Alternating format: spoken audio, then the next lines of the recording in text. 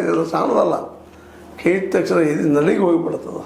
ಹೀಗಾಗಿ ಇವೆಲ್ಲ ಕಾರಣಗಳಿಂದಾಗಿ ಇವತ್ತು ನಮ್ಮ ಟ್ರಂಪ್ ಅವರು ಅನಿವಾರ್ಯವಾಗಿ ಒಂದು ಸೋಲು ಹೋಗಬೇಕು, ಇಲ್ಲ ಇರಾನ್ ಸರ್ವನಾಶ ಮಾಡಬೇಕು. ಅದು ಇರಾನ್ ಸರ್ವನಾಶ ಆಗ್ತದೆ ಹೆಂಗೆ, ಯಾವ ಆಧಾರ ಮೇಲೆ ಹೇಳುವಂಥದ್ದು? ಯಾಕಂದ್ರೆ ಇಷ್ಟೊಳಗೆ ಸರೆಂಡರ್ ಆಗಬೇಕಾಗಿತ್ತು, ಆಗಿಲ್ಲ. ಇದರ ಅರ್ಥ ಅದು ಪೂರ್ತಿ ಬಲಿಷ್ಠ ಆಗಿದೆ. ಇವತ್ತು ಅಷ್ಟಲ್ಲ, ಯುರೇನಿಯಂ ಅಥವಾ ನ್ಯೂಕ್ಲಿಯರ್ ಬಾಂಬ್ಗಳು ತಯಾರು ಮಾಡುವ ಎಲ್ಲ ಒಂದು ಶಕ್ತಿಯನ್ನು ಪಡೆದಂಥ ವಿಶ್ವದ ಅಣು ವಿಜ್ಞಾನಿಗಳು ಹೇಳ್ತಾ ಇದ್ದೇವೆ.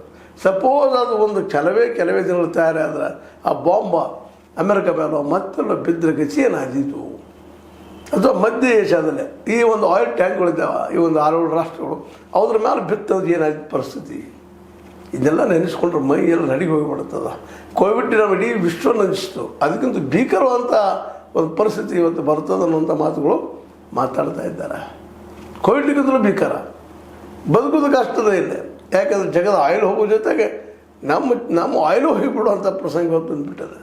ಅದಕ್ಕಾಗಿ ಇವತ್ತು ಏನಾಗ್ಬೋದು, ಈ ಸದ್ಯ ಏನಾಗ್ಬೋದು, ಇನ್ನು ಎಷ್ಟು ತೀವ್ರ ಆಗ್ಬೋದು ಯುದ್ಧಿದು.